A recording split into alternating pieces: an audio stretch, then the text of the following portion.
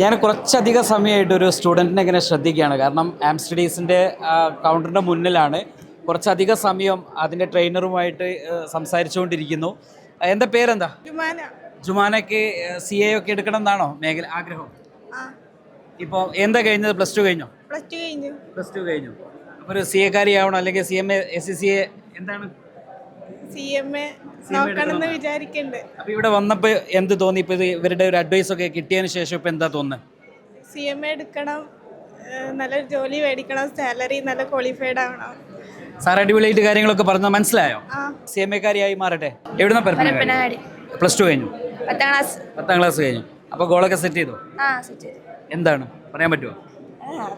പറയണ്ട. ഓക്കെ, എന്നാൽ ഏത് മേഖലയൊക്കെ പോകണം എന്ന് ആഗ്രഹിക്കുന്നത്? പ്ലസ് ടു കഴിഞ്ഞിട്ട് ACCA പഠിക്കണം. ACCA പഠിക്കണം. അപ്പോൾ IM സ്റ്റാളിൽ സന്ദർശനം എങ്ങനെ ഉണ്ടായിരുന്നു? ക്ലാസ് കാര്യങ്ങളൊക്കെ നല്ലോണം മനസ്സിലാക്കി തരുന്നുണ്ട്. നേരത്തെ ACCA കുറിച്ചൊക്കെ അറിയായിരുന്നോ? 9ലൊക്കെ പഠിക്കുമ്പോൾ ഇങ്ങനെ കേട്ടോ? കേട്ടാണ്, ഫ്രണ്ട്സ് ഒക്കെ പറയുന്നത് കേട്ടാണ്. പിന്നെ യൂട്യൂബ്, ഇൻസ്റ്റാഗ്രാം അങ്ങനെ കേട്ട് റീലുകളൊക്കെ കാണും. ഇതാണ് ഇതൊക്കെ നമ്മുടെ ഡ്രീം, സ്വപ്നമാണ്. ഇങ്ങനെ ACCA അല്ലെങ്കിൽ സിവിൽ എഞ്ചിനീയറിംഗ് അങ്ങനെ എന്തെങ്കിലുമൊക്കെ. അപ്പോൾ 2 ചോയ്സ് ഉണ്ട്. ACCA എന്താ ACCA അല്ലെങ്കിൽ സിവിൽ പറയാൻ കാരണം? പ്ലസ് ടു കഴിഞ്ഞിട്ട് നോക്കാം. അപ്പോൾ നമ്മളിപ്പോൾ സെറ്റ് ചെയ്തിടുന്നാണ് ഇവർ പറയാം. അപ്പോൾ ഇത് കേട്ടതിന് ശേഷം ഇപ്പം എന്താ തോന്നി? കുറച്ചുകൂടി കോൺഫിഡൻസ് കൂടിയോ? ACCA തന്നെ എടുക്കാം, എനിക്ക് പഠിക്കാൻ കഴിയും